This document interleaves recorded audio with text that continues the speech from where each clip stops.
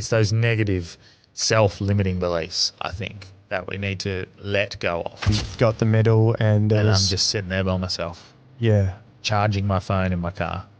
And it was this realization of it means nothing without connection to others. What good is the success if I don't have someone like Delby with me, or just friends and other comedians or people in this space with me? It's no fun doing it alone, and the connections is what matter. And it comes back to that Johan Hari thing, is without the connection, you become depressed. You turn to all sorts of things. I can try and improve myself and create this new life all I want, but if I'm taking those through into the next life, you're going to have the same repeating cycles. So the idea isn't to seek self-improvement. The idea is to heal and then start your new life path. Jesus was the human manifestation of God. Jesus was the human embodiment of all that God is.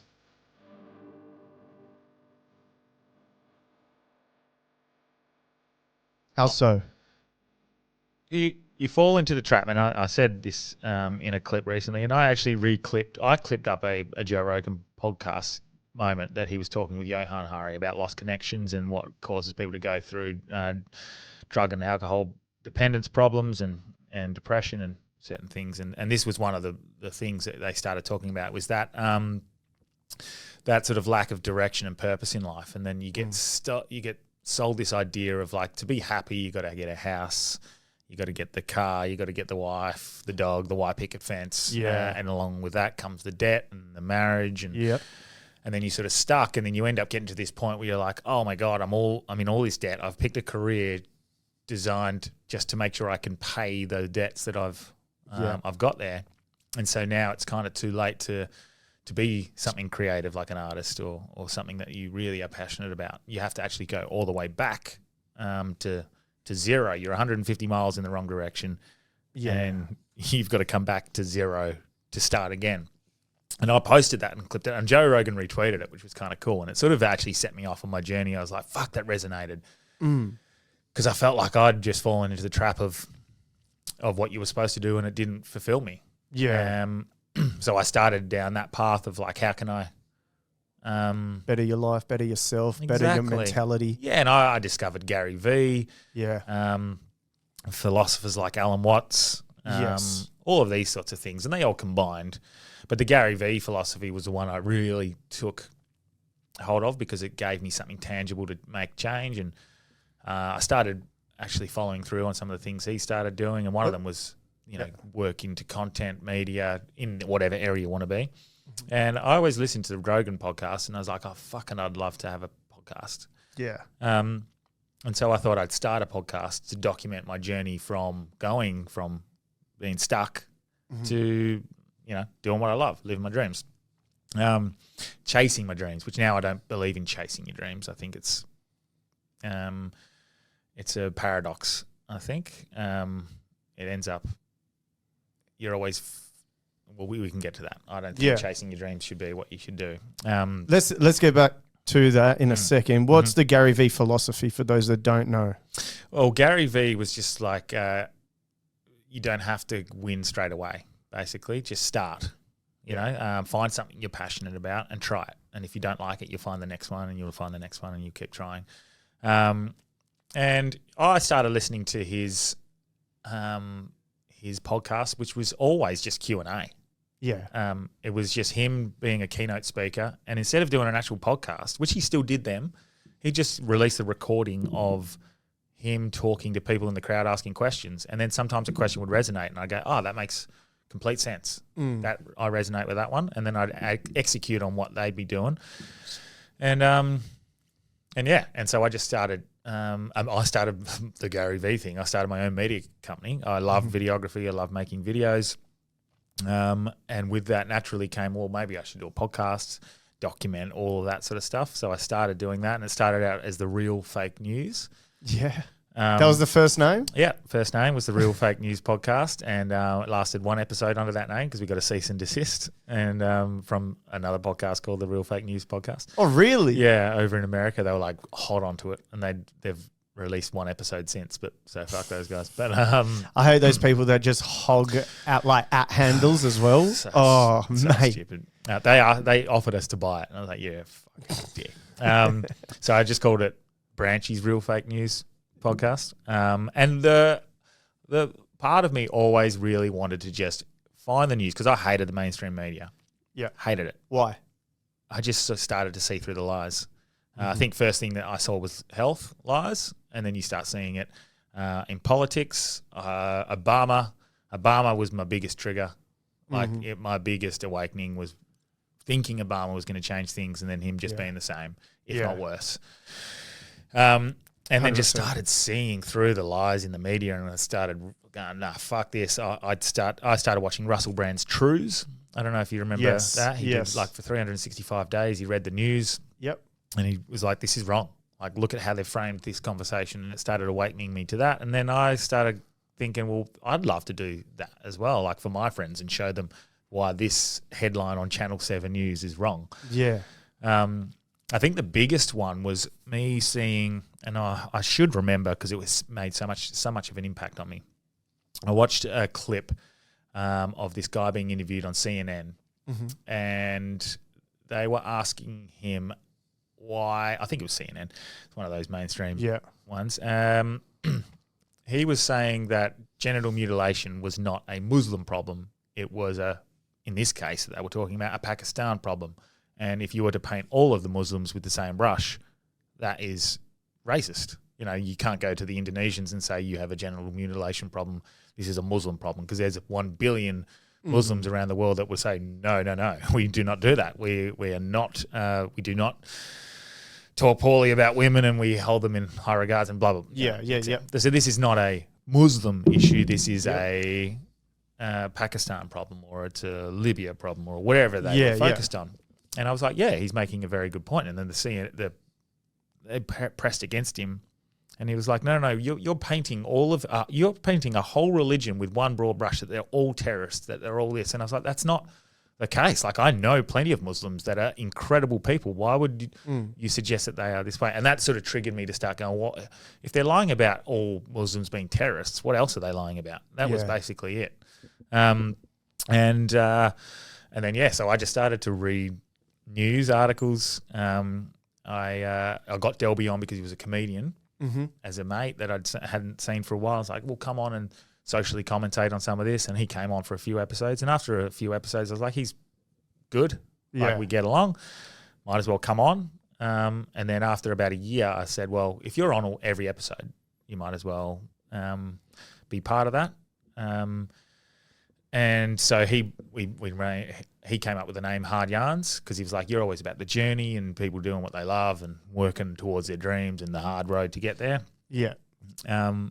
So let's call it that. And I didn't like it, to be fair. No. But eventually I just was like, oh, do you know what? The word, like, it doesn't matter what the name is. Eventually you become synonymous with it. Yes.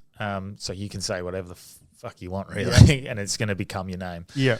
You just got to own it. Yeah. Yeah. Exactly. So we're the Hard Yarns. And I was like, okay, cool. Rebranded to that. And then Delby wanted to bring some structure to it. So we'd bring in a newspaper article, and then we had to break it down a certain way. And I can't remember the format, but it was like, okay, what's the lie? What does it mean? Yeah, there was a structure to it. Yeah. And eventually, I reckon after about a year, we disbanded that, because I was like, we're taking away from all the authenticity of a conversation, and we're breaking it down too structurally. I just want it to be a chat. Yeah. And then let's bring up these things authentically. And then it molded into like a bit of a mental health sort of journey podcast. Like, we had a lot of people, surprisingly, a lot of comedians have mental health problems. What a surprise. When they come on, they'd be quite vulnerable. It's funny when you put a mic in front of people, they just say things that they would never say to their best friends. Yeah. It's crazy. Yeah. And so we were getting all these people being vulnerable, and we're like, well, it does mean a lot to us as well, because I'd had my brother go through his own mental health problems. Not knowing this, I was going to go through my own sort of anxiety attacks and things in the future.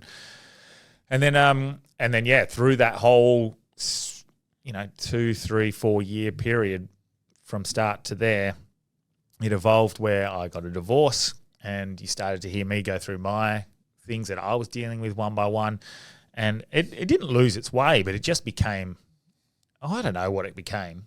It's not that it was bad. It was still great. Like, we still were able to talk about things that we wanted to talk about. But it was when COVID hit that was really the catalyst for change, where we went, well, we're not allowed to do anything else. So let's just do a podcast every week. Went from like monthly or every sparingly episodes to like, let's do an episode every week.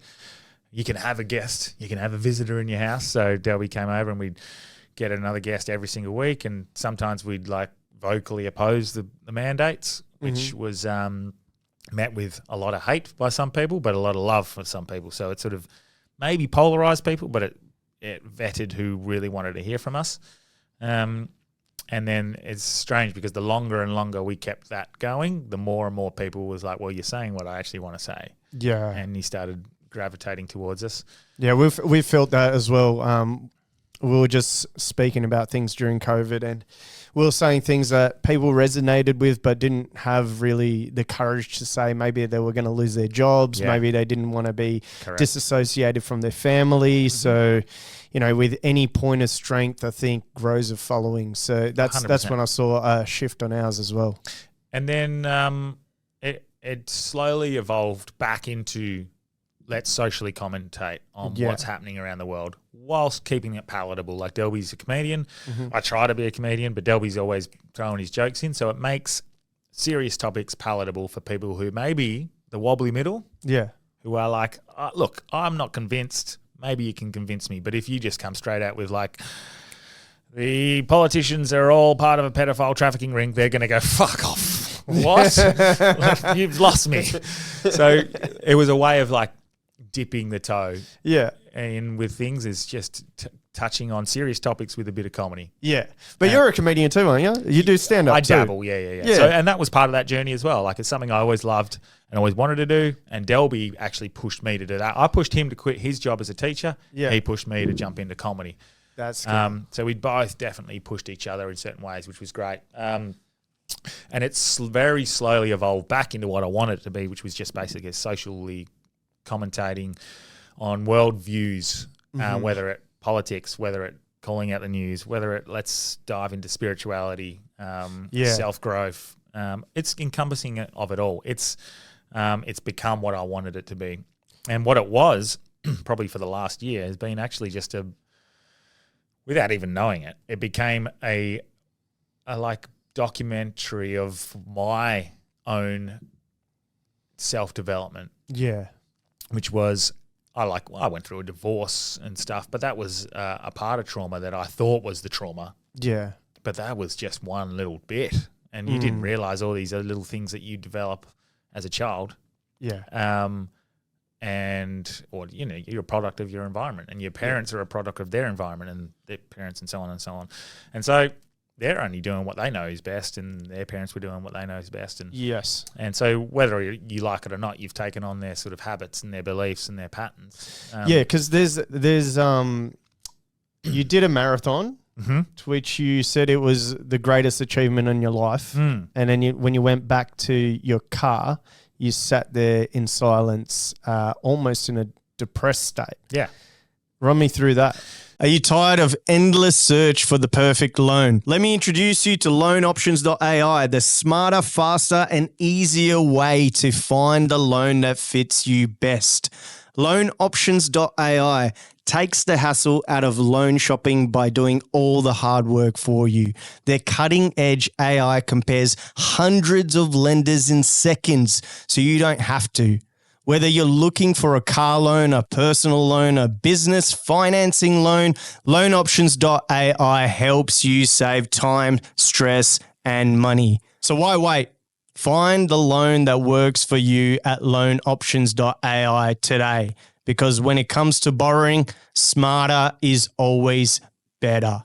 This episode is also sponsored by Ancestral Nutrition. Let's talk about eating the way nature intended, mate. If you're serious about living a healthier, more vibrant life, you need to check out Ancestral Nutrition. It's Australia's go-to destination for premium whole food-based supplements and products. Their philosophy is quite simple. Real nutrition inspired by the wisdom of our ancestors. Whether you're looking to boost your energy, support your gut health, or enhance your overall wellness, Ancestral Nutrition has you covered with products that are clean, effective, and backed by science. And here's the best part. If you're a listener of this podcast, you can get 10% off your order with the promo code Diogo10, Diogo, the number 10 at checkout. So what are you waiting for? Head over to ancestralnutrition.com.au today. Find the best product for your wellness journey, and don't forget to use the promo code Diogo10 to save 10% at the checkout. So that was, I think, when I really started. That was that moment where the podcast probably started documenting more my journey, and then Delby making it palatable with his jokes on the side. Gotcha.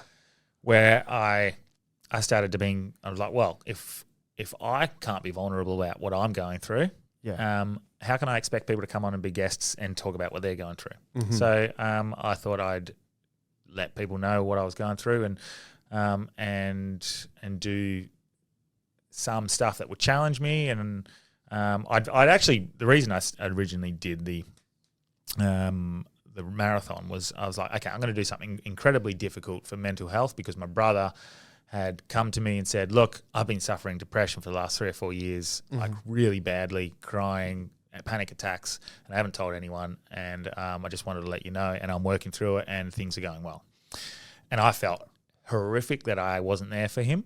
Yeah. That I didn't know, and I didn't pick up on the signals. So and he was doing all of this in silence by himself, dealing with everything. Correct. Yeah. So I decided I was going to run this ultra marathon, something incredibly difficult that I thought, how am I meant to do this? But that pain that I'll go through is nothing compared to what my brothers had to go through. And I don't like to talk about my relationship, but the relationship broke down in a pretty horrific way for me that week of the run. Okay, yeah. And I had a big moment where it basically all came to the end, and I had to go and run this run where my ex-wife was meant to be there, and my child was meant to be there to help me run along the finish, get me across the finish line. And I decided I'm still going to go run it. It's 80 kilometres in some pretty horrific conditions and terrain, and I'd never run more than 9 kilometres, so I was not prepared. And I remember at a point, like 28 kilometres in, going, I'm fucked. I'm not going to finish. I'm trying to raise money for Beyond Blue, I think it was at the time. Yeah. I'm not going to finish, and I'm going to let down everyone who's been there. And then I thought, fuck, well, if I can just harness some of this pain that I'm going through and use it to get me to the 50 kilometre mark, which is the next aid station, mate, that's a great achievement. Well done. It's longer than a marathon. No one thought you could even get to the marathon point. So see if you can do that. And I somehow got through that. And then you get, well, I might as well try and get to the next aid station, which is a 69 kilometre mark. And slowly got through it. One step at a time. One baby step at a time, all the while processing what I've just found out over the last week or two. Yeah. And then, like you said, I got to the end, and I just thought, this is the greatest thing I've ever achieved in my life. Like the fact that I finished it when I didn't train, I rocked up, going through what I was going through in my head, and then there was no one there, and I was just alone. And I just thought, well, fuck, what does it all mean when there's no one there with you? It's the same with the podcast. Like, what good is the success if I don't have someone like Delby with me, or just friends and other comedians or people in this space with me? It's no fun doing it alone, and the connections is what matter. And it comes back to that Johan Hari thing. Without the connection, you become depressed. You turn to all sorts of things. And it was the next year where I told a mate, I didn't realise I had all those friends there that I could have reached out to. And so I remember telling a mate about those issues and the story of finishing that run all alone. And he's like, mate, I feel terrible. I didn't know. Let's do one again. We'll do it together. We ran a 100-kilometre marathon together, and we ran our own course. And I had so many friends come out and run with me And they were there like the whole time. All I had to do was ask. They would have been there Yeah. in a heartbeat. I had such a close group of friends that would have been there for me. And at that point, I realized I was the one holding myself back from connection. You know, I'd shut myself off. I was my own block. And I was like, if I'm blocking myself there, where else am I blocking myself? Yeah. What else am I holding myself back from? And it just snowballed from there. That sort of that led to a point where I tried mushrooms for the first time. Oh, right. And the mushrooms opened me up to all of my traumas. Right. And that was the beginning of the journey of healing. So before we get to the trauma and everything, was the moment that you were in your car and you felt alone, was that because of the relationship that you had just finished and you know she wasn't there and you didn't have the people there? Or what got you to the state where you felt that you're all alone? Well, it was the fact that I was watching other people finish. Hug and, you know, see their family and so on. And so you finished, you got the medal and I'm just sitting there by myself. Yeah. Charging my phone in my car. And then it was this realization of it means nothing without connection to others. 100%. So connection then became a big thing that I was chasing. And if you rely on connection and you rely and need the validation from other people, then you're never going to be truly happy. So I was finding that with new relationships or meeting girls, I needed their attention or I needed them to want to see me. And that was blocking me in a way, because you become overbearing almost, like, oh, what are you doing? What are you doing? Yeah. So I was in my own way there. And it was like after that, I sort of completely shut down and I wouldn't let anyone in.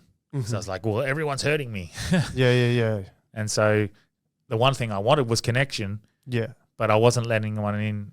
I wasn't letting anyone in to connect with me because I was so afraid I'd be hurt again. Yeah. I find creatives, there's like a duality of this connection that you're describing, because I find creatives, like whether you're performing, whether you're a music artist, whether you're a comedian, we go on stage or we perform or we do these things to either get a laugh, to either, draw, like give inspiration. And it seems like it's a give, like you're trying to connect to this broader audience. Yeah. And then whilst trying to do this, all of them feel alone. Yeah. It's like you're casting this net and you feel like you're so open to everything, and you're trying to reach this goals that, gives, more followers, more numbers, more streams. And then at the end of the day, there's a whole other side of things where it's like there's the people around you that you could just, lean on and draw into your world a lot more. And I don't know if that was the case for you, but it seems like it was the case. It seems like you're building a podcast, you're garnering an audience, these audience are developing, and, you going on stage, you're seeing these people, you're meeting all these people, but at the end of the day, it's like you're in a circle. It was just you needing to turn to them and ask them, and then that filled that cup a lot more than every other validation. Yeah, they were there the whole time. Yeah. They were always there. Yeah. You just had to reach out. That was all it was. I didn't want to burden people with my issues. And here I was on a podcast preaching to people how they can improve their life. And my life was so fucked up that I started to feel like a fraud. I think that's when I was like, oh, fuck, like me being vulnerable, going through my learning and my evolution and self-growth and improvement. Even the mistakes are a lesson for other people. So if I can do it as openly and authentically as possible, make mistakes in front of people, then that serves a purpose as well. So I think that's where the direction end up heading. Like, this is my version of events that anyone who's listened to every episode gets to hear the evolution of me going from where I am back to where I am now, which, interestingly enough, that first clip that I clipped up of Joe Rogan talking about returning to zero end up paralleling my life path to getting back to this point now. And I genuinely feel like only a week ago I returned to zero. I got back to that neutral point. Beautiful. Because one thing I'm now obsessed with, this idea of, and I'm sure this is the funny thing about things are always replicable. There you go. Things are always in that. They've always been done. They've always been said. People say them all the time. Yes. And sometimes you're not ready to hear them. But I started to see like that returning.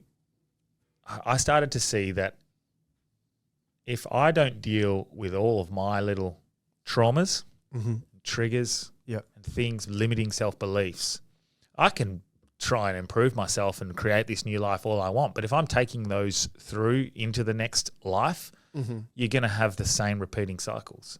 So the idea isn't to seek self-improvement. The idea is to heal and then start your new life path.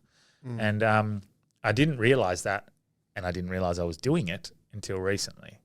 And what gave you that realization? When I got there.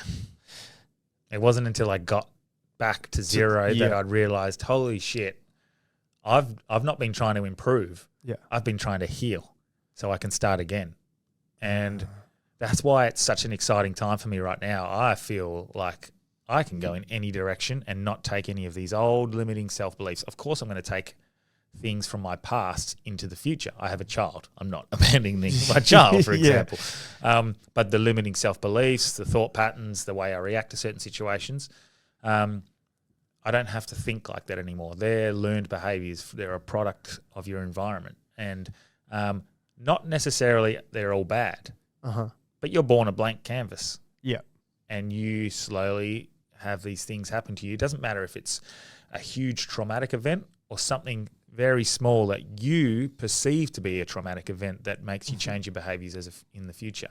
Because when you're a child, there's no difference between a huge traumatic event and something that's minor, but if you make it big in your head, it's still a traumatic event.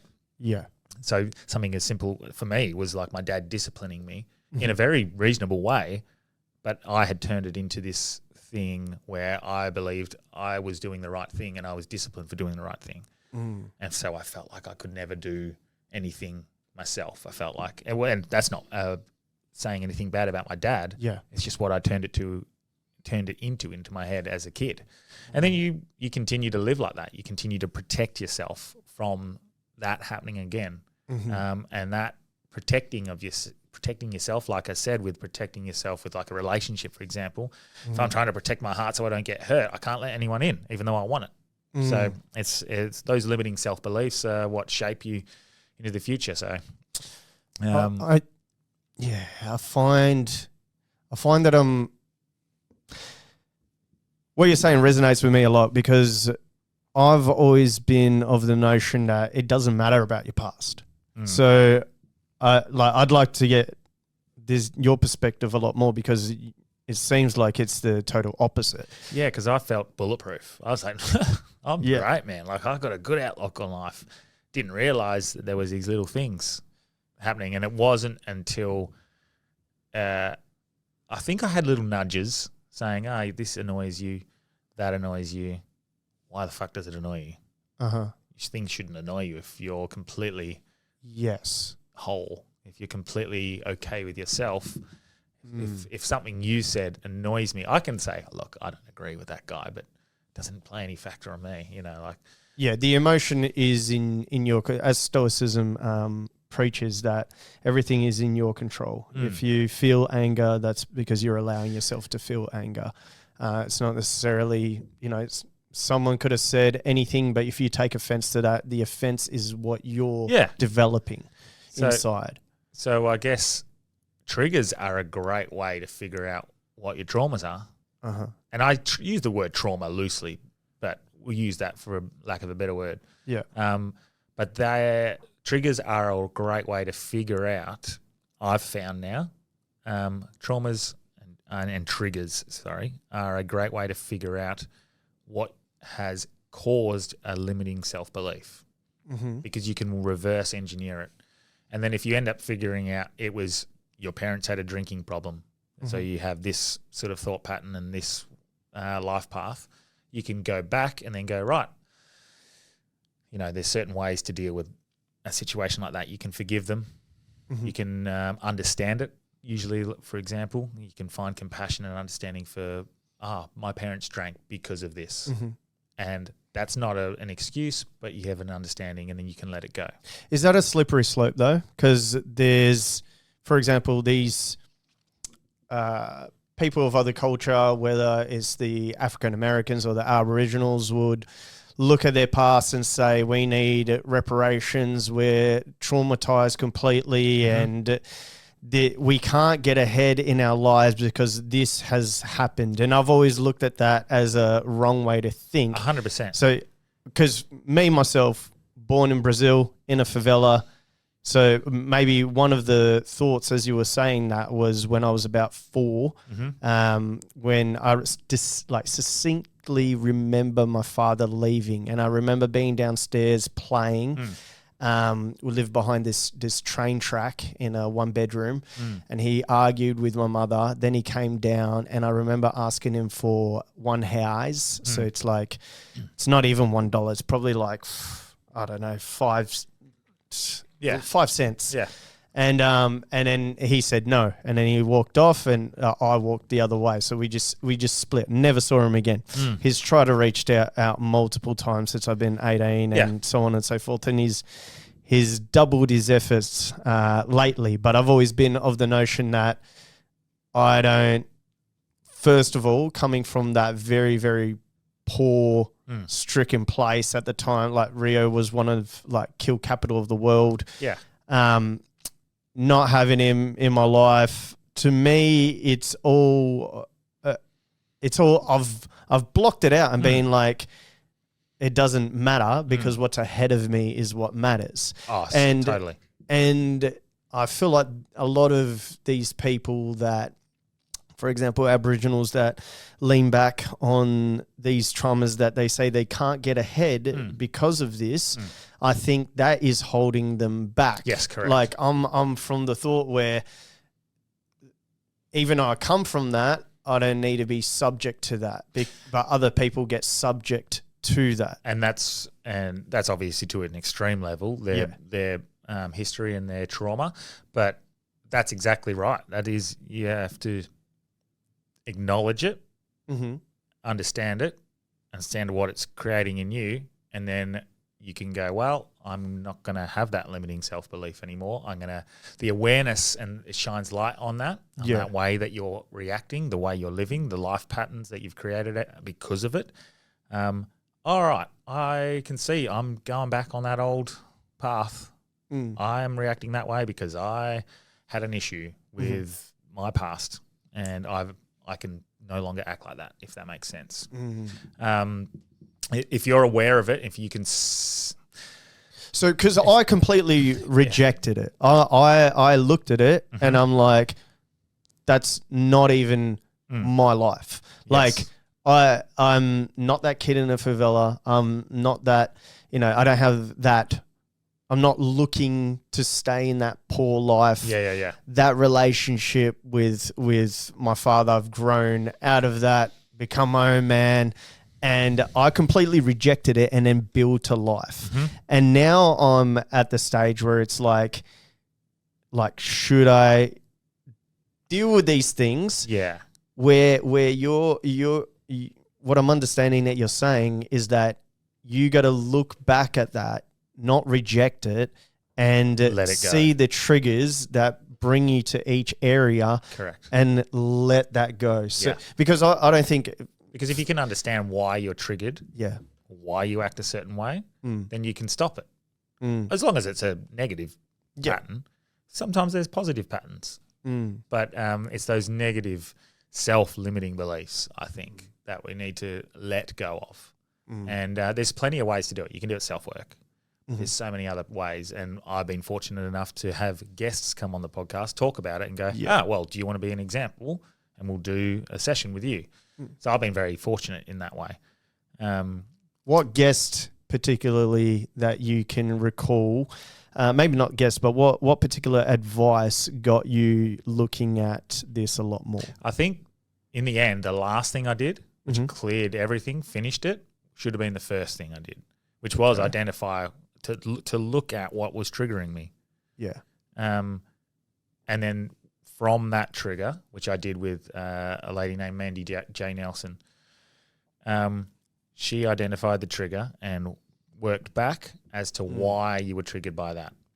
And then so hers is a bit more of a, you have to sort of lean into the spiritual idea of letting her do it. Yeah. Because I was obsessed with this idea of I have to do the work. This is a me thing. Yeah. I mean, I could go through the pathway that I went. I mean, I started mushrooms. It was definitely the first one for me. Yeah. It just ripped me apart. Full ego death. It presented certain pathways to it. What the mushrooms did, and I truly believe they do, is we live in this sort of 3D reality.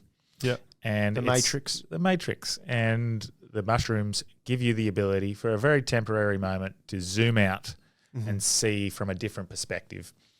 And I was shown all of my traumas that I didn't realize were there. Had no idea they were there. They came up. It was presented to me like a pathway into the future, this beautiful pathway into the future, but a heap of thorns, a thorn bush. How much mushrooms were you on? 3.3 grams, hero dose. I had a guide, and we did a full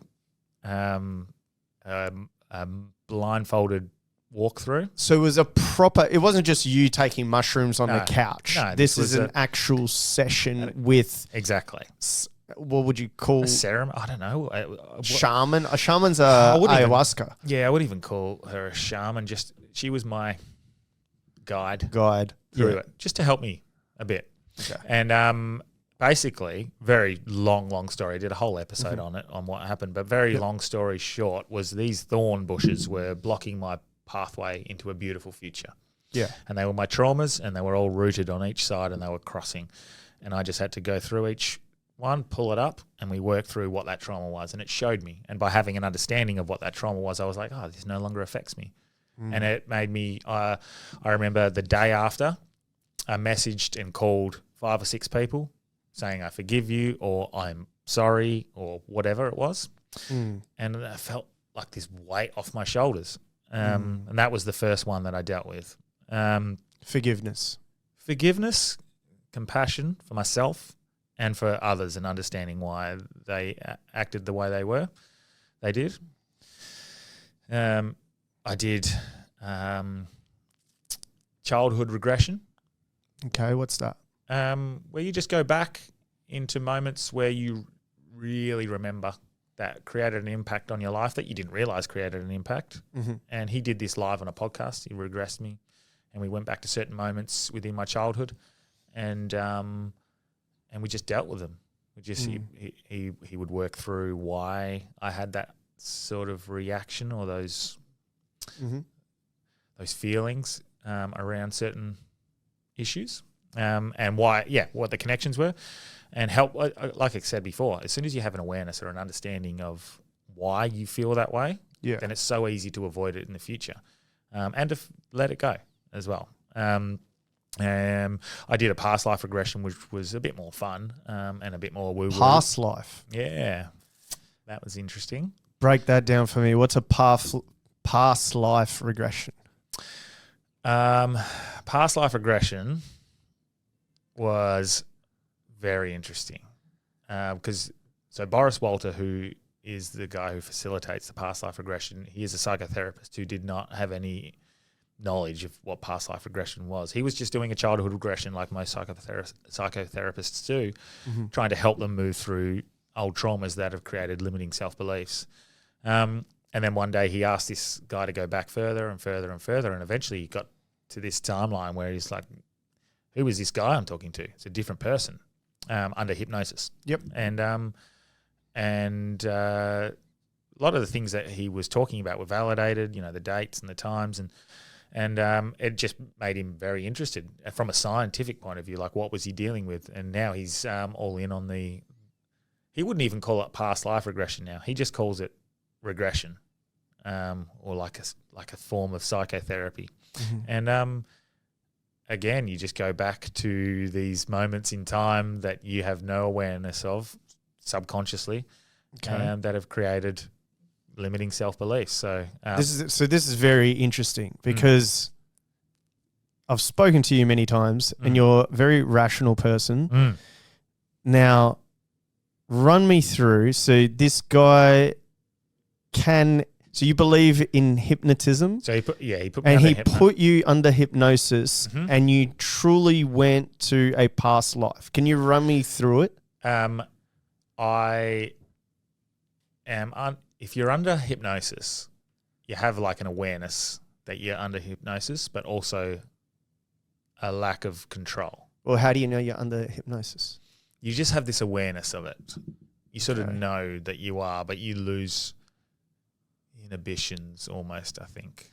But if you got up and you said, I wasn't under hypnosis, and I say you were. Yes. You couldn't really tell me otherwise if it's by that standard. I'm unsure. It just is. I don't know enough about hypnosis, but I know. But you were under. I was in a point where I would more describe it as a deep state of meditation. Okay. Where he would guide my mind. Interesting. And then let it go, and just let it go wherever it would go. Okay, that's a key that opened that up in my brain. Because to me, I can't fathom like being under hypnosis. Some guy, like I see some of those shows and they go on stage and then they're like, you're a chicken. Yeah. You're a horse. That's and I'm like, suggestibility. There's no way in my life that like that comprehends in my mind that they're not faking it. Yeah. But when you put it in that way, like you get into a deep state of meditation. Basically, yeah. And the guide thing, I don't really understand that. So how did he guide you through and where did he take you? I'll have to go back and listen. He's given me the whole thing to listen to. It's about a 3-hour sort of session, but it ends up being, from memory, he gets me to imagine a ball of light and it going around into my body and like through everywhere. And then he sort of just lets me describe what I start to see. And what do you describe? I started to describe things. Is usually colours, and then I described something from the 1500s in which I could see my feet were bleeding. I was hanging upside down. I was caught in a trap, and the blood was running down my leg. And then my last thoughts before I died, because I was dying, were who's going to look after my family. And that was it. And so we attributed that to my sort of, I'm very protective of my daughter. Yeah. I think a lot of parents are very protective of their kids and family, but I'm probably a little bit too overprotective. And so that was creating an understanding as to why. Yeah. So now I'm a little more like, no, let her go. So by learning that I am overprotective of my daughter, you can sort of go, well, just take a step back, let her fall over. That sort of thing. And this is what I mean. When you learn those sorts of things, you become aware of them, you can actually stop doing them. Yeah. What was the most interesting part of the past life regression was we went to another planet, which he was like, this is different. Like we go past lives. I hear about someone in the 70s and it's validated, but I went to another civilization that had been enslaved by a captor race millions of years ago, and that the person that was on this planet right now had a soul in it that had been placed from that captive planet, and it was a continuing essence. Okay. And it was sent here to help awaken this captured planet. And you were that soul in that body? I was housing the vessel, yeah. And that's what it said. And what did the people look like in this planet? Like robots. They looked like robots? Yeah, like mechanical humans in my head. So it was like artificial humans. They were almost transparent in my mind. Okay. And they had almost like an antenna off their nose that helped them connect to some sort of consciousness. Yep. And that's all I remember of that. It's because under hypnosis, it's still vague, the memories after when you're looking back, but that's all I remember from it. But basically said we were under the current human race is under the same captors. Yeah. And they went through their ascension, their awakening. Okay. But for them, it was the dark ages. It was the equivalent of our dark ages where we don't have enough information about it. Uh-huh. They said, or I said, under hypnosis to Boris, that it was the equivalent of their dark ages. And so their way of learning about their ascension and their awakening as a civilization is by watching and viewing our awakening of our civilization, and that right now is the moment of our awakening, is the dawn of our new civilization, and that there have been a lot of souls placed around the planet to help awaken the human civilization. And I was speaking in a very interesting accent. An accent? Yeah. I was speaking like this.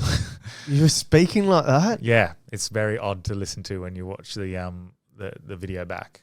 You've got a video back of this? Yeah, he recorded the whole thing for me. Oh, I must watch this. Yeah, I'll send it to you. It's pretty crazy. And I was and I sort of speak like that, like I'm like you're breathing heavily. Yeah.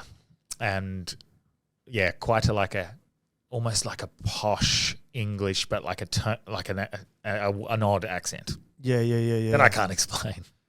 And so yeah, basically I sent a message that I'm housing one of those vessels. I'm the vessel, sorry, for one of those souls, and there are hundreds of thousands around the planet that have been set here to do the same, to just awaken a certain amount of people. Because having one leader leads it to corruption, leads it to accidents. Yeah. But by setting hundreds of thousands of, I think he said artificial souls around the planet. Interesting. That they can actually infiltrate and help, because free will still exists. You said that this planet was captive and then they went through their awakening phase, and we're at this awakening phase right now. So interesting. So weird. Yeah. Like someone who's pretty logical. Oh, I know. That's why I was saying, like, you're very rational. I've spoken to you a lot of times, and that's why it's very interesting to understand that. And when you put it into deep meditation, that's also makes hypnosis a little bit more palatable to me, believable to me. But these people that are in control, what do you think they are? Like you said that planet had control and they broke free, and we're into this awakening phase right now. What control or like hypnosis are we under? No, they'd infiltrated our higher echelons of society. I can't remember what race they said. They didn't specify a race, I don't think. I'll have to go back and listen. Yeah, because it's such a weird thing to channel. Yeah, in a and the fact that you were speaking with accents, like when you were under the hypnosis, could you hear yourself? Yes, but no. Like it's very interesting. Like I have full memory of it. Yeah, like, as vague as it is at points, but like I have memory of it, and I remember I was like I didn't understand. You have memories of sitting there for an hour meditating. Yeah, basically, and what was going on and what I was saying, but I didn't know why I was saying it. So it just came through like that. Some people would, like, if you were spiritually aligned, would suggest that we're just channeling, Satan and devils. Some people would say you're channeling the divine. I don't know what I was, but that's a weird place to go back to. Yeah, it is. It is. What's your philosophy? What was your philosophy, let's say 5 years ago? Where was your headspace at then? And right now, what is your philosophy of life? So it was, because I was stuck, it was chase your dreams. Uh-huh. It was like, yeah, just do what you got to do. Like, but Was it more nihilism? Were you a bit nihilistic to the world and just like, you just need to, you know? I think be do have versus have do be. Uh-huh. Different philosophies. So people fall into certain categories of the way they look at the world. Yeah. You know, when I have this, I'll be able to do this, and then I'll be this. I'll be happy, or I'll be the person I want to be. Yeah. Or when I do this, I'll have this, and then I'll be happy. Yeah, which is almost how everyone thinks, and it's the worst way to be happy. So now I just be that person, and then I'll do the things that person would do, and then I'll have the life I wanted to live. So it's, the be, do, have philosophy is what I've approached. Dip my toe into a little bit. And it's just like, what sort of person do I want to be? Who is that person? How does he live? I'll do those things. I'll live like that. And then I'll have everything I wanted. And it seems to be working since I've adopted that. Whereas when you're trying to chase your dreams, you're not happy until you get there. And then you get it and you're like, well, what's next? And you're kicking the bucket down the road. You're always chasing something else. So, I mean, it's a great little way to start, like chase your dreams, do what you love. That's a really interesting concept. Look, visualize that dream, visualize yourself in that dream, but instead of looking to chase that dream, visualize that yourself, that person, how they are, who that person is, and look to be that person rather than be the dream. Yeah, write it down. Go, these are the values this person has. This is the traits this guy has. This is the way this person holds himself. This is the way he dresses. Whatever. This is the way he eats. Yeah. And then just do it. And then you'll be that person. That's as simple as it is. And if you be that person, you do the things that person would do, and you'll have the life you wanted to live. And that sounds so reverse to what everyone else does. And it sounds so illogical to a lot of people, but it was pretty scary doing it. I started it this year, and it's worked. I'm so much more happier. I've never been happier in my life by just being that person. It doesn't mean you don't have bad days. Of course you have bad days. But when you have a bad day, how does that person react to certain situations? Do they look at it and they go, fuck everything? Yeah, this is shit. Or do they go, all right, what's the lesson in this? That's what it was for me. But it might be for someone else. They might go, I'm just going to fucking hide away in the house today and talk to no one. If that's the person they want to be, fucking good on them. That's awesome. But be that person. And that's what it is. I think changing my ideas from that. But yeah, it's always important. You can be that person you've always wanted to be by just being them. But if you don't address the limiting self-beliefs that you created and the triggers that you have, you'll drag them into that new person. So it's all about healing first and then start to set that new direction and grow. Because if you don't heal, you're going to take it into the next life. And on the religious front, where were you before and where are you now? Is it like religion, spirituality, whatever you want to call it? Yeah. I'm all in on God now. All in on God now. What were you before? I wouldn't say atheist. Okay. I would say 10 years ago atheist. Yeah. I'd say 5 years ago, very open to this cosmic consciousness, to which I still do believe that the word God has several meanings.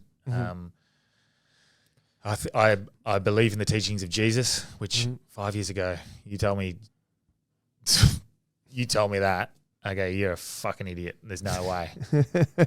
But the teachings of Jesus are pure. Regardless of whether you believe that the church has been tainted and hijacked, which I do personally in certain ways, I think there's still beauty in what the church has. Yeah. And there's a great message, but I just think at its core, it's been hijacked to serve power and greed. Yeah. But I think the original teachings of Jesus, love thy neighbor, they're just so good. Yeah. They are so simple. And his word, I feel, has been hijacked. Yeah. So following Jesus' word has been a huge change, and that's crazy. It doesn't matter whether you believe it was just some very smart guy who had the world figured out, or whether you think he was the Son of God. I don't care what you want to believe. But regardless, his word is incredible, and just such an interesting change in my life. To follow, it's hard because I feel like God and Jesus has almost, the words have been sort of tainted. Like people cringe when you say Jesus, or they cringe if they're not of that ilk, if they don't listen, or if they're not religiously minded. Yeah.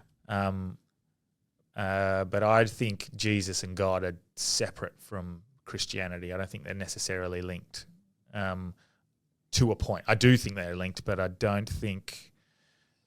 What do you mean? I think you can have a relationship with Jesus without having a relationship with religion, if that makes sense. Yes. It's a big contention right now. Yes, yeah. In the space. A lot of people do say that, you can go directly to the source of Jesus and bypass any,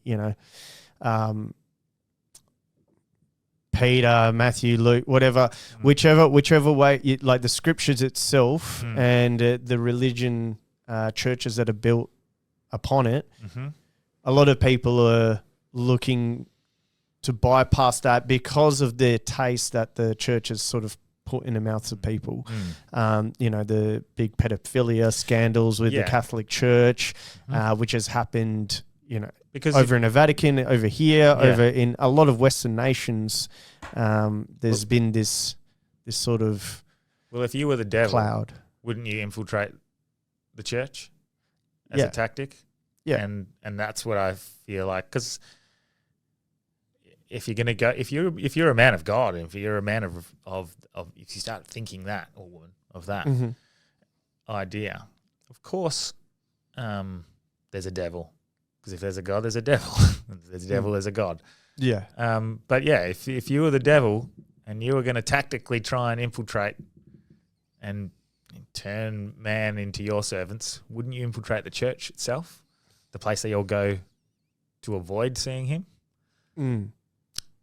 Yes, and you would try your best. Whether you can or can't, that's a different item. But you can definitely try and corrupt certain individuals. You can literally try and corrupt all individuals, and that's the devil's goal, is to grab someone and change from their path and who God intended them to be, and that happened through the Job story. The God. The God. The God. Yeah. He gave even the devil slack and just said, like, you can try whatever you want with this person and try to change him, but evidently Job didn't. But with anyone else, they might not be as pure heart as Job, and they might see things, shiny things that are, humans are easily drawn to. Agree. And they can be changed and shifted another way. However, the item of just following Jesus can water down the entire shield of the religion and of traditional items. And if the churches went away and all we did was follow Jesus and follow the good parts, Jesus said that he came to bring a sword for each household. He came as a divider, divide the good from evil, as the shepherd. So if you take away these things, there's less of a defense there, and it could crumble things a lot more. I totally agree, because it's the same thing as the Muslim thing I was talking about before, painting everyone with a broad brush. It doesn't mean because there's a few bad eggs in the church that the whole church is bad. Yeah. same with the whole religion of Christianity, the whole religion of or any religion. Just because there's a few bad eggs doesn't tarnish the whole religion. Yeah. People are open to corruption. And I think largely Christianity is beautiful. Mm-hmm. I do find it interesting that almost all of the religions on the planet have some sort of reference to Jesus. Yeah. And that just showcases, regardless of what your beliefs are, how important he was. Yeah. What an important figure in history he is. Most important figure, and he'll continue to be one of the most important figure. Like you, I was on the atheist train. Yeah. Because we had very similar. Yeah. Now that I'm like listening to your story, we had a very similar pathway. Like me too. I took hold of Gary Vee and I read his book and followed him. I saw Joe Rogan. I was like, this is interesting. My life was sort of in limbo. I was getting too much into the corporate world via Gary Vee also. 100%, but I was getting into the like content world as well and being creative, which was always like my path. But it's quite interesting to see that now you're finding your way into Christianity as well. Myself, I've also had similar wrestles with the church, and haven't ever said what denomination I am. I don't completely follow Protestantism, but I haven't. Also, the denomination thing is just it's almost a thing to get Christians against each other, and that's another. It gets very complicated, Yeah. But we can't deny the fact that Jesus changed like history forever. If his teachings are your way of dipping your toe in, I think that's it's beautiful. It's a good end because they're pretty bloody good. Yeah, like there's what can't remember them all off the top of my head, but I've got them written down, like his key teachings. Yeah. And they're incredible. Yeah. And just like having humility is so important, I think. Having compassion for yourself. Like, because you're going to make mistakes. You're going to say stupid shit. You're going to have, you're going to go backwards. Yeah. Like I can talk about all this self-growth that I'm trying to work on and the areas that I've worked on myself. I can pretend that I'm on the right path, but I might yell at my daughter and go, oh, fuck. Yeah. Didn't need to yell that time, or, like, whatever. I'm going to eat a shitty burger today. Go easy on yourself. Yeah. I think that's the biggest thing that people need to do. And have an understanding that we're all just trying to figure it out. Yeah, that's very true. Yeah. And did you look more at following? It almost seems like you're fully committed in Jesus himself. Because what happened during that time is he went against the Pharisees and he went against the Roman Empire, and essentially he took down the Pharisees and the Roman Empire without drawing a sword. And we could by now be slaves to the Roman Empire and slaves to the Pharisees who controlled the Roman Empire. But it seems like there's respect there. There's respect in what he says, how you should live, and that if every human looked at that teaching as a first opening point, we'll be in a way better place as humanity.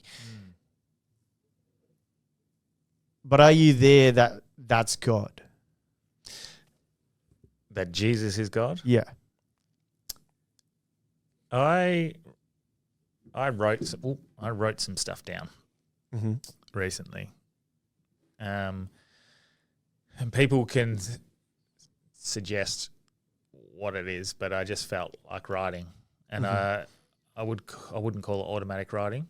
Okay, but I wrote something down in my journal because I journal after meditating how I'm feeling and what's going on.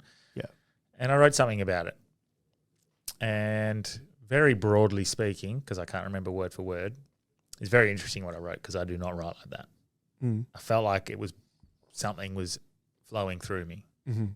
I'd asked for connection to the divine in my meditation that day. And I wrote that Jesus was the human manifestation of God. Jesus was the human embodiment of all that God is. And his word had been hijacked by the church and to serve power and greed of very few, but his word was still pure. And that when we see the injustices in the world, when we see darkness fall upon some of the most innocent people, and you think, how can that possibly happen? Because of a God. But to understand that God is everything and everywhere, that is actually God experiencing itself from an infinite number of perspectives to learn, to grow. Yes. And so instead of looking at it as condemnation of that person's soul, that is God experiencing itself. That is God trying to learn from its suffering. Just like you might see someone who's blessed with this beautiful place of privilege like we do right now. We're sitting at a beautiful podcast table in Perth. Yeah. And the poor kids in Gaza are sitting there getting bombed. Yeah. The difference is that these poor children are not being condemned by God. This is God experiencing that suffering itself. So when everything comes back to that one point of source consciousness, God, it doesn't matter. As bad as that sounds, that's horrific to have that idea that poor kid in Gaza dying and Brad Pitt being a celebrity all come back to the same point. It doesn't matter. It's the same God experiencing itself. When you look at it from that point of view, that's a very challenging point of view to have from a third dimensional sort of idea. But when you look at it from that zoomed out perspective, that it is just God experiencing everything that there is to experience on an extreme level, you understand it's just existence. That's what it is. And it's very hard to accept that from how am I, and I use this as an example, how am I to go to a grieving mother and say to them, your son died, to set an example to his friendship group as to what they could do with their life or something along those lines? You can't. That's horrific. But that's what that purpose for that person might have been. If we truly believe that God has a plan, then everyone has their role. That's what their role was to trigger an awakening in that one person who might help that next person develop. And you can't say that to a grieving mother. Yeah. But that's what it is. And so to suggest it from that God point of view, zooming out, that all the suffering that exists on the planet is just God experiencing suffering, it does make it a little easier to accept. I don't like it at all. But that's what I've started to see. Do you see, if you said that to a Christian, what do you think they'd say? I don't know. And it's really hard to have these conversations. Yeah. Because it's suggesting that people's suffering is okay. And I'm not suggesting that it's okay. I'm suggesting that people's suffering is just a part of God experiencing itself. Because we are all, God is everyone, everything, and everywhere. That's what I've come to think, that it is existence, that we are just God experiencing itself from an infinite number of perspectives. And that he sent Jesus as a human embodiment of what God was to give us the teachings to better ourselves. And that's such a weird thing that I don't know why I think that. That's just come to me. That's not through research. That's just people could say, "Oh, that's the devil whispering in your ears," maybe. But having these conversations is quite difficult because if you're not ready to hear it, you won't accept it. You're very close to also what Jesus said, because Jesus also, when it came to the Pharisees, when they came to him and they were talking about all these things that they were doing in the Torah, and he said to them, well, they asked him, do we just do away with traditions? We'll lose our people, because they believe that the Messiah coming, the Pharisees and the Jews believe that the Messiah coming would mean that he was like this king-like emperor figure that would, tear down nations and would raise the people. And when the Messiah came, and it was a loving embodiment, they couldn't completely grasp it. And when also some of them came and discussed it with him, he said that I didn't come to uphold these traditions. I came to make a new path. So it goes to your point of the church itself. Like if Jesus told them to stop upholding these traditions and just live this way, it's to your point that should we be following these churches and, upholding all these traditions, or should we just live in the teachings of Christ? Because those are the words that came out of his mouth too. Because I guess the Bible is people's interpretations of what they witnessed. It's subject to interpretation, subject to corruption. And I guess I'm sure I would give it the benefit of the doubt that they were all telling truth. But what if there was one little lie, one little embellishment? I feel like those teachings of Jesus, bang, that's it. That's easy, simple. Just stick to that. And it's always controversial when you talk any sort of religion. Yeah. That's why I just dip my toe into it. I'm very fresh to religion as an idea. Why Christianity? Why not dip your toe into... Because it came to me. Okay. It's just what came to me. By a particular way, or when you were sitting by yourself, the thought and ideas of Christianity kept popping in? Or did it come to you in a sense of you were heading a particular way and a feeling of seeing a church, or someone comes to you and discusses Christianity, or you're looking something up and it just pops up and then it intrigues you more than Hinduism, Buddhism and Islam, Judaism, paganism? Buddhism interested me a lot. Mm-hmm. I loved Buddhism. Yeah. Alan Watts. Yeah. His philosophy. I have downloaded all of his. Alan Watts is one of my favorite of all time. Incredible. And his I wrestle with Christianity a lot, and I think you should. Like me, everyone knows I'm a very masculine Christian.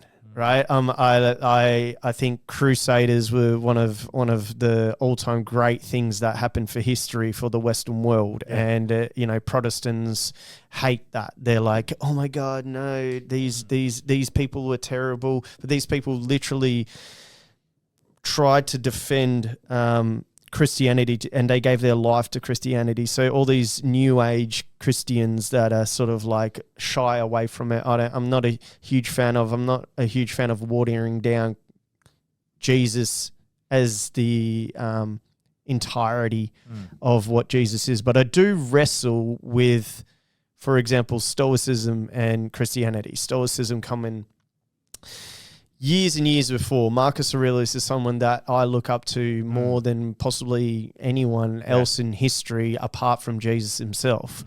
So, and it is a wrestling item that I had. I'm like, I like Stoicism and I like naturalism. I think these are very great sources of life and understanding outside of the spiritual realm. If you were to live via those philosophies, 100%. you'd be living a great life. Great life, yeah. But he just misses that that spiritual aspect, which then leads me into Christianity. But it leads me into Christianity naturally via the aesthetics and what is derived from Christianity culturally and artistically, and then the spiritual on top of that. So that's my pathway, and still I'm also wrestling with it all. As I don't think anyone. I think everyone would wrestle with it. I think that's just a natural. And who knows where we end up? Yeah, but what led you to Christianity? It was meeting God. Meeting God. Yeah. In my mushroom trip, and I know that sounds silly, but I met God. So the divine came to me within my trip and asked me to let go and surrender. And I was like, I'm trying to let go. And he said, stop trying to let go and just let go. And I realized at that point I had to be willing to die to let go, because if you're letting go of everything, you're still holding on to life. So I had to be completely willing to die, full ego death. And I kept on trying and trying and trying, and God said, stop trying and surrender and trust me and let go. And I surrendered, and I breathed out, and I died. And I awoken, and he said, I want you to be an example of what having faith in God, source, universe, whatever you want to call it. I want you to be an example of what having faith, full faith in my journey for you is. Not you controlling it. Let go, surrender to me, and then you will have what you wanted. Why did you say he? I think because of my understanding of what God is, because it wasn't a he it was just my way of verbalizing it, and it still is my way of verbalizing it because people understand God as he, I guess. But it was more of an it. It was like a...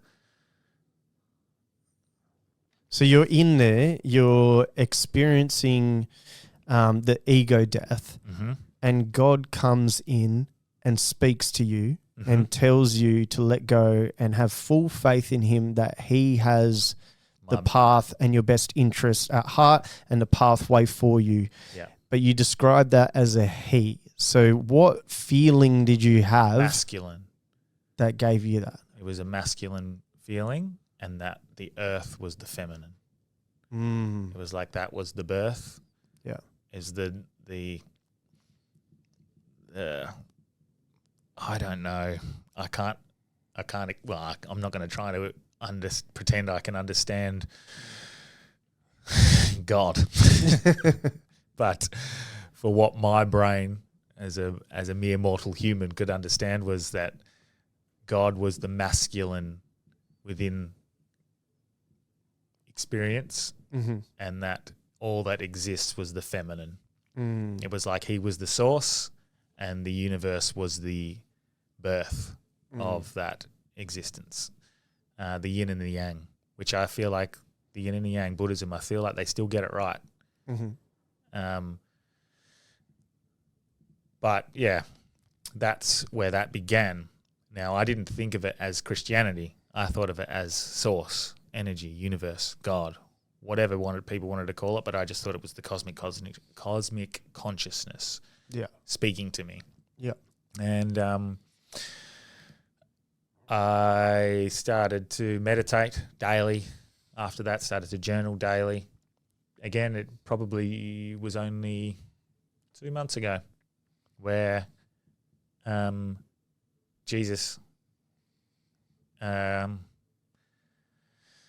came to me in a meditation and said, I am the way, my word. I am the way, the truth, and the light. Amen. There it was. And I didn't understand this whole idea of commanding the authority of God by surrendering to him. And so that was in a way that I found that manifestation works to a point. Like trying to command the authority of God when you haven't surrendered is almost pointless. It's not like it's you need to give to receive. And so I surrendered almost. And do you know what? I feel terrible saying this, but I surrendered almost as an experiment. I'm just going to see. I'm going to do exactly what you tell me. Any sign you give me, anything you give me and present to me, I'm going to do. And it worked. Every single thing that I do that's right and on the path is working. You almost try to trick God, but there's no tricking God. It just showed you exactly what it is and what you need to see. Exactly. Yeah. I kept on getting these intuitive feelings of like, what you think you what do you want about, mate? Like, you think you can control this? Like, you've got free will. Yeah. I'm always going to bring you back to the path. This is your purpose. Yeah. I've given you a purpose. This is your purpose. And so it feels so wanky talking about it like I've got this purpose from God, but that's what it feels like now.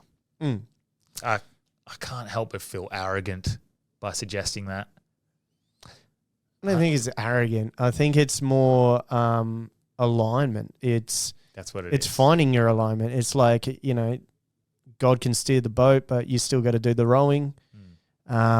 It's just you've found the paddle, and now it's just moving forward. And as you may have felt like through this chat, I'm still wrestling. Yes, with this idea. That's why I had that fully leaning into this is what I believe. Yeah, and it makes me not communicate it very well because I'm still holding back. And would you say that is do you think you as a whole, that little bit is a weak point that you're trying to resolve? Because agnostics, for me... So for me, it is the judgment of others who want to go, this guy thinks he's got thinks he's been given a purpose by God. Yes, I get what you're saying. Like, what if I heard that, I'd be like, what a fucking dickhead. So I think there is humility in it. I by the fact that I doubt it or feel unworthy of it. Yes. But then I realize everyone has their purpose and their role given to them by God. They're just not quiet enough to hear it. Yes. They were all gifted with a purpose. God's purpose. Yeah, I believe that too. And I'm not gifted with this is my purpose. I'm gifted with helping people understand their purpose. Yeah. That we all have it. Getting quiet is the one way to see the signs and to start to connect with it. Getting quiet? Yeah. I find it so hard to do. Yeah. So that's the clutter. That's your traumas. This is why I think this is why I'm going to create a conference next year called Return to Zero. Interesting. Because this whole self-growth, finding your purpose and whatnot, is almost impossible when you've got fucking 400 things going on in your life. Yeah. How can you hear the word of God if you've got bills over here, you've got a divorce over there, you've got a kid over there, you've got your mates over there, you've got body aches everywhere. You've got Albanese in your ear yelling about misinformation, bills, social media. Bullshit going on. And you're trying to hear that fucking sign from God, that bird that he sent you, or fucking that song on the radio that you needed to hear at the time, I don't fucking pick it up. So Yeah. what I want to do is everyone bring them back to zero where they don't have as many. There's always clutter. Yeah. But let's declutter your life. And I want to help them by giving them the tools. There's ways where I've always been a proponent you can do it yourself, but you also have to be able to let other people help you as well. Yeah. And so I want to separate it into two halves. I want the first half to be ways that people can help you, and the second half is to be tangible ways you can do it yourself. With guest speakers and a Q&A at the end of both halves. And the ultimate goal is to help people return to zero so they can start again and start living their purpose. Yeah. Because I feel like we were all born with the purpose. We were all born blank canvases as kids with a divine purpose. Yeah. And through being a product of our environment and through having self-limiting beliefs and all these traumas that we develop over a long period of time, we lose sight of that purpose and we go off 150 miles in the wrong direction. Yeah. And so what I want to do is gift people with the tools to come back to here so they can start and go on their own journey. And, they can start to go back towards that path if they want, but if they're dragging those old patterns back into that new life path, they're just going to repeat the same cycle. Yeah. I actually love that. That's a good name too. And you're an embodiment to that. And as we're wrapping up now,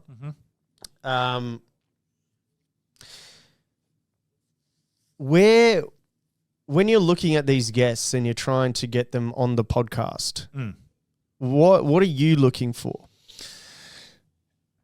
It's changed recently. I had to have this chat with Delby the other day. Because it does seem like the Hard Yarns podcast has made a shift. Definitely. Like it was like as you said, it was a news sort of podcast structured. When I hopped on board, it was very much a comedy, like making light of what was going on in the world. Correct, yeah. But some of your guests have been carnivore, very diet based, like what is happening there. It's been spirituality. There's some satanic guest that you had on. Maybe she wasn't a Satanist, but it was exposing Satanism in the world. And these, Well, without knowing it, it's gone to what I've just talked about, helping people find the tools to return back to zero. Now, whether that's from a health point of view, they're 100 kilos overweight and they need to return back to this level to be able to start their journey in the best possible way. Or if they're, very opposed to the idea of God and maybe they want to come back to here, like we're going to dip your toe into this idea, or whether it's... so that's a new framework, which I love. Yeah, basically providing people with the tools and guests that have the tools, because we don't have the tools. I'm a dumb fucking comedian. But when I learn, people learn. Yeah. That's how I see it. Yeah. So if we're providing for 6 years, this podcast has been my journey of healing. I've healed. I don't communicate it perfectly, but I have. And I'm at zero and I'm ready to start again. And my starting again is helping other people return to zero. It seems to be that not only are we going to be helping people return to zero, we're also going to shine the light and expose the things that are holding them back from a political side of things. And the misinformation bill was a perfect example of that. That was something that was going to hold people back, like me and you, from showing the world or showing Australia what was being done to them to hold them back. How are people meant to improve their health if the people who feed them the information profit off them being sick, for example? Yes. And how are we meant to expose tax loopholes if the people who have donated to the news media that are covering those tax loopholes are the same people who profit from the 100% from what we're trying to expose? So it's showcasing the injustices within the political landscape, and then providing tools to help them return back to zero. That's the new direction of the podcast. It's not me, because all we've heard for the last 6 years in scattered episodes is me returning back slowly, bit by bit, being a dickhead, coming back, being a dickhead, coming back, going off the path, coming back. Yeah. I don't know where my path goes from here. I have no idea. It seems like you do know. But I think that's what it is. I think it's this is the theme of the podcast going forward. It is to provide people with the tools to return to zero so we can all find our purpose, because we all have a purpose. Yeah. A divine purpose. I've just been gifted the ability on a public platform for you to be able to see enough fucking nudges in the right direction to showcase what you can do. Yeah. I love that. And where can people find you? Let them know. They can go Spotify, iTunes, YouTube if we don't get any more strikes. Have you got one central location that people are going to? We've now like a link, sort of. Yeah, well, I had the website diogocohea.com, and I had a bunch of stuff on, and it was a Squarespace website. So now I've made a Substack, and I've consolidated everything into that. So diogocohea.com will go to Substack, and then you can see Rational Grounds there, and you can see all articles if you like my writings. Sick. And then you can see all the podcasts there. And then I'm now releasing the podcasts because they're really good. Like you can their email list, you can have as many as you want, and they don't charge you per email. On Substack. Yeah, where other platforms all charge you to send an email out. But so if I have a podcast and they now allow video, and you can subscribe to paid memberships as well, similar to Patreon. Yeah.